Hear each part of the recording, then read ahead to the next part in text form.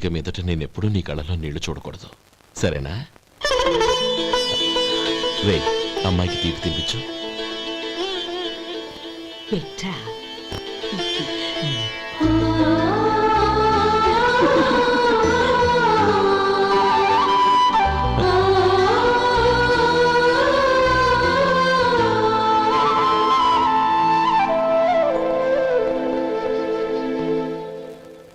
మధు, చిన్నప్పుడు నేను ఒక్కడనే కష్టపడుతున్నానని, నాకు సాయంగా ఉండాలని చదువు అప్పలేదన్న వంకతో చదువు మానేశావు.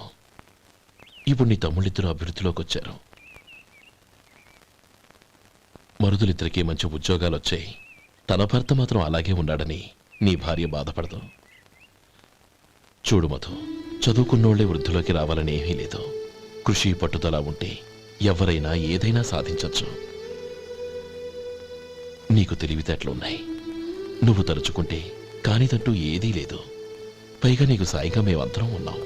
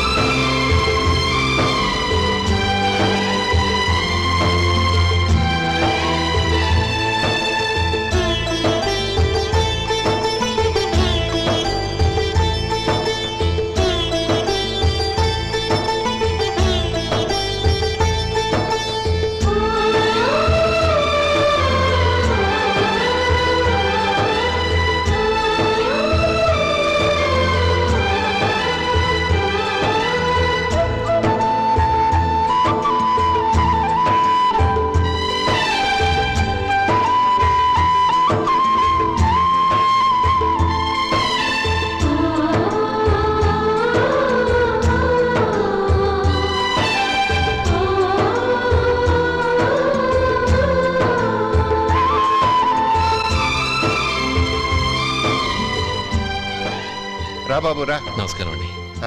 వచ్చే వారి నుంచి 100 పచ్చడి బాటిళ్లు, 100 మసాలా ప్యాకెట్లు ఎక్కువేయండి. అలాగేనండి. మార్కెట్లో మీ ప్రోడక్ట్స్ కి మంచి పేరు వచ్చింది. చాలా సంతోషం అండి. వస్తానండి. Best of luck.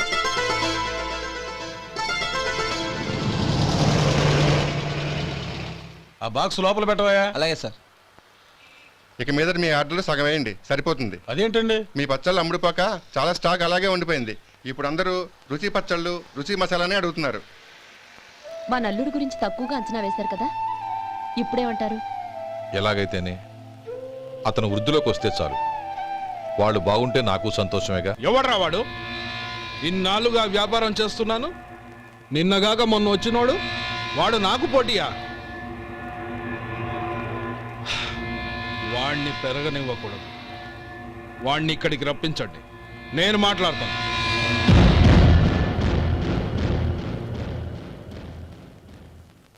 నమస్కారం అండి. రమ్మన్నారంట? నీ పచ్చళ్ళ కంపెనీ మూసేయాలి. నీకెంత కావాలి? 5 లక్షలు ఇస్తాను, చాలా? 5 లక్షలు కాదు, 50 లక్షలు ఇచ్చినా నా కంపెనీ మూయడం జరగదు. బాగా ఆలోచించుకొని చెప్పు. ఈ వ్యాపారంలో పుట్టి పెరిగినోడ్ని, నాతో పోటీ పడకు. నా చేతి కింద 6,000 మంది పనిచేస్తున్నారు. ఆంధ్ర మొత్తం నాకు బ్రాంచులు ఉన్నాయి. నేనే మార్కెటింగ్ చేయలేకపోతున్నాను. ఆఫ్టర్ ఆల్ ఒక కుటీర పరిశ్రమలా పెట్టుకొని నువ్వెలా మార్కెటింగ్ చేయగలవు? 6,000 మంది వర్కర్స్ని పెట్టుకుని ఆంధ్ర మొత్తం బ్రాంచీలున్న మీరే నా కంపెనీ చూసి భయపడుతున్నారంటే నా సరుకులో నాణ్యత ఉందనేగా. ఆ నాణ్యత ఉన్నంత వరకు నాకెవరూ పోటీ కాదు. ఈ ప్రపంచంలో నేను ఎక్కడైనా మార్కెట్ చేయగలను. వస్తాను.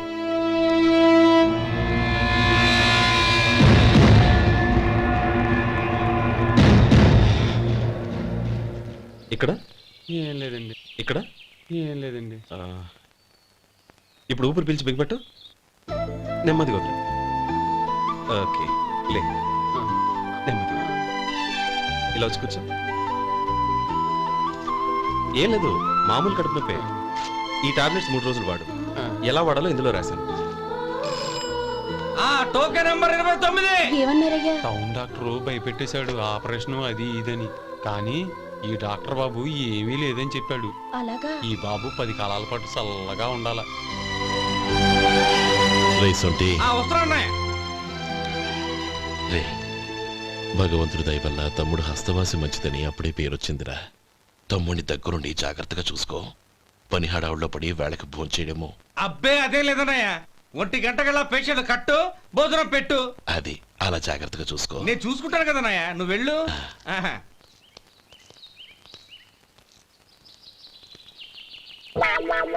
అయ్యో, ఏంటయ్యా ఉంటున్నాడా ఈ దెబ్బలు? ఏదైనా యాక్సిడెంటా? అదేం కాదండి, మరి గోరు కొరికినందుకు ఎలక్ట్రిక్ స్తంభానికి కట్టేసి ఇలా రక్తం వచ్చేలా కొట్టారండి. ఊరు కొరికినందుకు ఎలక్ట్రిక్ స్తంభాన్ని కట్టేసి ఇంతలా కొడతారా? వాళ్ళు అసలు మనుషులా రాక్షసులా? చాలా థ్యాంక్స్ అండి, కనీసం మీరైనా అర్థం చేసుకున్నారు. వాళ్ళు అర్థం చేసుకోలేదండి.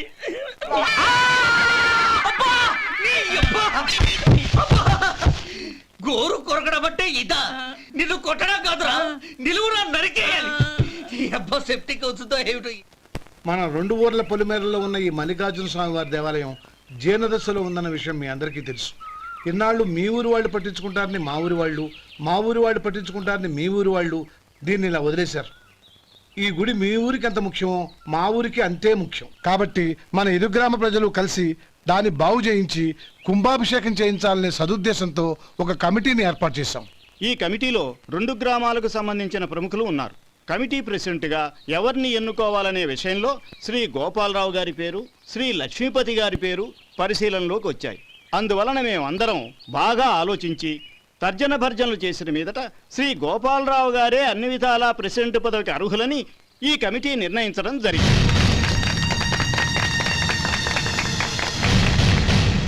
అంచేత ఈ ఉభయ గ్రామ ప్రజలు శ్రీ గోపాలరావు గారికి ఉదారంగా విరాళాలు అందజేసి ఈ శుభకార్యాన్ని జయప్రదం చేయవలసిందిగా కోరుతున్నాం. ఏంటి ఇంకా రాలేదా? ఏంటయ్యా, టైం 10 అవుతోంది. బోర్డు మీద 10 గంటలను రాసుంది. మీ డాక్టర్ ఇంకా రాలేదు. అసలు మీ డాక్టర్ కి టైం సెన్స్, పంక్చువాలిటీ ఏమైనా ఉన్నాయా? ఇంతకీ మీరెవరండి? నేను డాక్టర్ అమ్మని. ఓహో, మీరు డాక్టరేనా? డాక్టర్ అంటే డాక్టర్ని కాదయ్యా, డాక్టర్ని చేసుకోబోయేదానని అర్థం. ఓహో, అవును, నువ్వెవరు? నేను ఇక్కడ టోకన్ ఇస్తూ ఉంటానులేండి. తప్పుకో, ఆ? తప్పుకోవయ్యా. అవును, మీ డాక్టర్ కి ఎవరో అన్నయ్య ఉన్నాడంట కదా, ఎలాంటోడు? ఎలాంటోడంటే అదేనయ్యా, చాలా కోపిస్తని విన్నాను. ఎందుకని అడుగుతున్నారు? ఎందుకంటావేంటయ్యా? ఆ అన్నయ్య మాట వినగానే మీ డాక్టర్ గడగడా ఉణిగిపోతాడు. అసలు డాక్టర్ చదివే తమ్ముణ్ణి అలా భయపెట్టచ్చా? తప్పు కదా? తప్పేనండి. కాని కాని నాకు మీ డాక్టర్కి పెళ్ళవని ఆ అన్నయ్య సంగతి అప్పుడు చెప్తాను. ఏం చేస్తానండి? ఏం చేస్తానా? సంవత్సరం తిరగకుండానే కవల పిల్లల్ని కని వాళ్ళ అన్నయ్య చేతిలో పెడతాను. వాళ్ళకి 5 సంవత్సరాలు వచ్చేసరికి ఆయన్ని బాగా మొట్టికెళ్ళేస్తారు. అలా నా కసి తీర్చుకుంటాను. ఈ డాక్టర్ ఎప్పుడు వస్తాడో ఏంటో. అది సర్లే కానీ నువ్వు పని చేయి. మీ డాక్టర్ రాగానే నేను వచ్చి వెళ్ళానని చెప్పు. నేను అంటే ఓ, నా పేరు చెప్పలేదు కదా, నందిని. ఏం చెప్తావు? అదేనండి, నందిని గారు వచ్చి వెళ్ళారు అని చెప్తాను. గుడ్, పైకొస్తావు.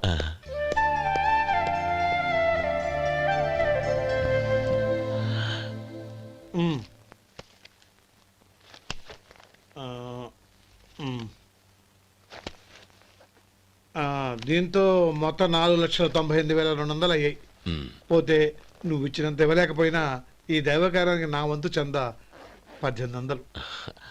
దీంతో మొత్తం 5 లక్షలు పూర్తయ్యాయి.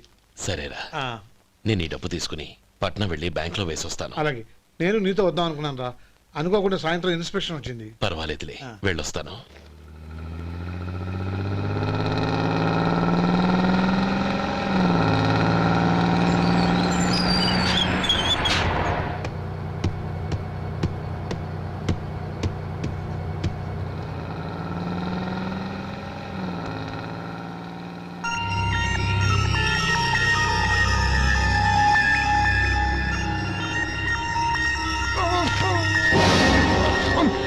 మూర్చ మూర్చ బసాపండి బసాపండి.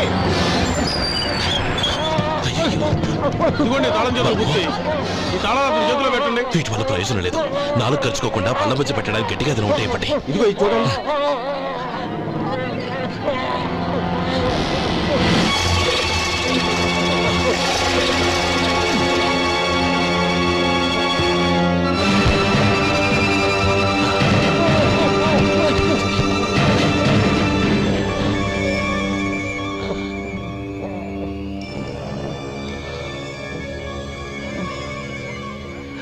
మీరు వెళ్ళి మీ సీట్లో కూర్చోండి. కొంచెం గాలాన్ని పడ్డి. ఇప్పుడు ఎలా ఉంది బాబు?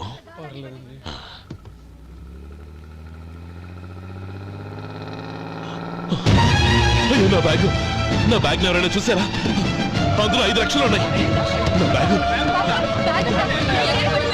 వెంటనే బస్ ఆపండి. ఎవరిని కింద దిగవద్దు.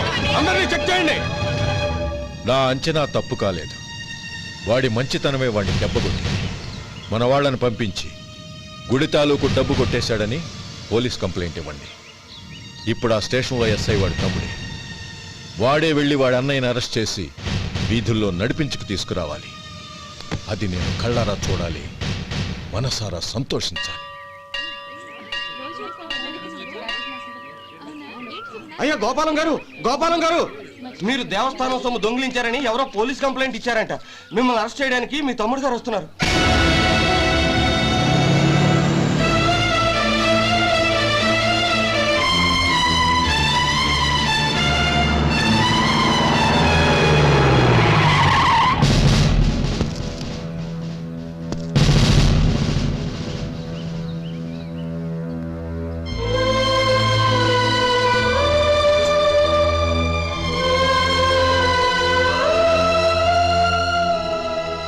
చూడు గోపి, ఎప్పుడు నువ్వు ఉద్యోగంలో చేరావో అప్పుడే తనా పరానే తేడా మర్చిపోవాలి. నేరం చేసిన వాడు నీ తమ్ముడైనా అన్నైనా సరే శిక్షించాల్సిన బాధ్యత నీది. అదే నువ్వు నీ ఉద్యోగానికి ఇచ్చే గౌరవం.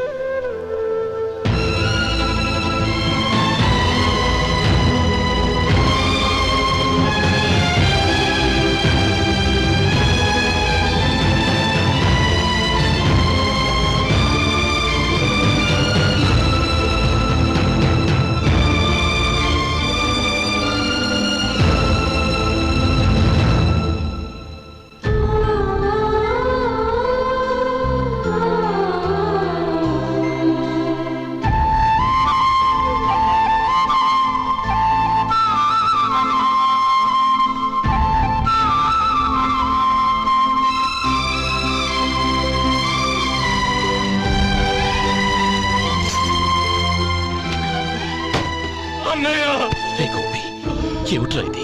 నన్ను క్షమించన్నయ్య. నేను కోరి ఉద్యోగుల చేరిన మాట నిజమే, కానీ ఇలాంటి పరిస్థితి ఎదురవుతుంది అనుకోలేదు. నా ఒంట్లో ప్రతి రక్త పట్టు నీ భిక్షానన్నయ్య. నిన్ను అవమానపరిచి ఉద్యోగం నిలబెట్టుకునే బదులు నా ప్రాణాలను వదులుకుంటారు, కానీ ఈ పని మాత్రం నేను చేయలేనన్నయ్య.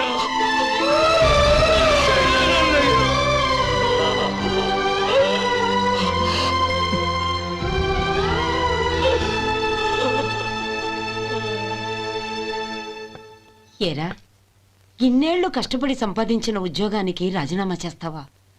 కనీసం నీ పెళ్ళాం ఏమనుకుంటుందోనని ఆలోచించావా? ఇందులో అనుకోవడానికి ఏముంది మామగారు? ఎండనక వాననక కష్టపడి ఓ తండ్రి కంటే ఎక్కువగా ఈయన్ని పెంచి పెద్ద చేశారు బావగారు. అలాంటి దేవుణ్ణి అరెస్ట్ చేసే ఆ ఉద్యోగం ఈయనకు అవసరం లేదు. బాగుంది. అన్నకు తగ్గ తమ్ముడు, తమ్ముడికి తగ్గ పెళ్ళాం. సరే, మీ ఇష్టం. నానమ్మా, అన్నయ్యడి. నమస్కారం అండి. ఓ, నువ్వా? రా కూర్చో. పర్వాలేదండి. ఏంటి ఇలా వచ్చావు? ఆ రోజు నా కంపెనీని మూసేయమన్నారు. ఇప్పుడు నేను మూసేయడానికి సిద్ధంగా ఉన్నాను. దానికి ప్రతిఫలంగా నాకు 5 లక్షలు కావాలి.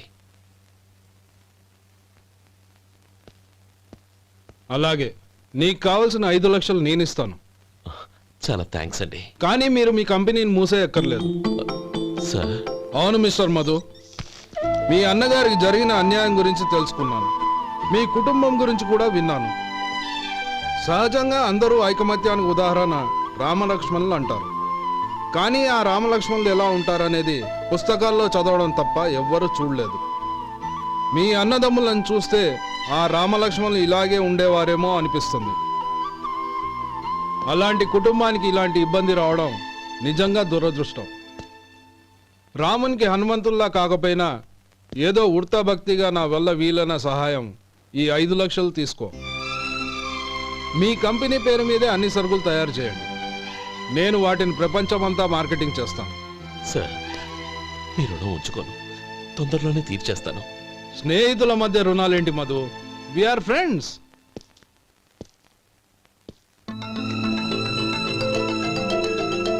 ఏంటే అక్కడ ఆగిపోయావు?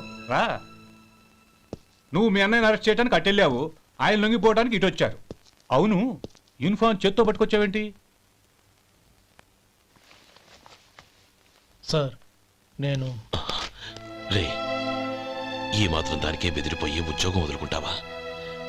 నువ్వు ఇలాంటివి ఎన్నో సమర్థవంతంగా ఎదుర్కోవాలి. నిన్ను నేను ఎస్పీగా చూడాలి. అది కాదన్నయ్య. ఇంకేం మాట్లాడకు. ఇన్స్పెక్టర్ గారు, నన్ను లాకప్లో పెట్టండి. ఆగండి సార్, ఆ డబ్బు ఎక్కడికి పోలేదు, నేనే తీసి జాగ్రత్త చేశాను. ఈ విషయం అన్నయ్యకి తెలియక బ్యాగులో డబ్బు కనబడకపోవడంతో అది పోయిందనుకున్నాడు. నేను పట్నం నుంచి వచ్చేసరికి జరిగిన గొడవంతా తెలిసిందే. రే మధు, జరిగిన దానికి నన్ను క్షమించనయ్యా. ఇంటికి వెళ్ళాక అన్ని వివరంగా చెప్తాను. సార్, ఇదిగోండి 5 లక్షలు. ఇది కమిటీ వాళ్ళకి అప్పగించి ఈ కేసు కొట్టేయండి సార్. భలే వాడివయ్యా, తీసినప్పుడు ఒక మాట ఆయనతో చెప్పుండొచ్చుగా. అనవసరంగా పెద్ద ఆయన స్టేషన్ వరకు రప్పించావు. Sorry sir. అన్నయ్య, మీరు ఇంటికి వెళ్ళండి, నేను లెక్క అప్ప చెప్పేసి వస్తానండి. అలాగే. ఎలా దెబ్బ కొట్టాలన్నా కుదరటం లేదు. అయినా వీళ్ళకు ఉన్న పళ్ళంగా 5 లక్షలు ఎలా వచ్చాయి? అదే బావా, నాకు అర్థం కావటం లేదు. నీకు అర్థమైతే ఆశ్చర్యపడాలి కానీ అర్థం కాకపోతే ఆశ్చర్యమే ఉంది. Useless fellow. And for more videos, please subscribe to iDream channel. Subscribe to iDream Media. Please subscribe to iDream. Please subscribe to iDream. Please subscribe iDream. And please subscribe to iDream. For more videos, subscribe to iDream. please like, share and subscribe to the channel. Congratulations, iDream. Subscribe to iDream. Subscribe to iDream. So subscribe to iDream Media.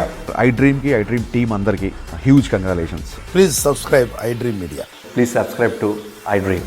Subscribe iDream. Please subscribe to iDream. iDream అంటే నా కళల channel subscribe చేసుకున్న నోరు తిరుగుతలేదు. మీరైతే గంట గుర్తు కొట్టండి. For more such videos, please subscribe to iDream. Subscribe to iDream. Please subscribe to iDream. Please subscribe iDream Media. Please do subscribe to iDream. Please subscribe to iDream Media. For best entertainment and information, please subscribe iDream. And don't forget to subscribe to iDream.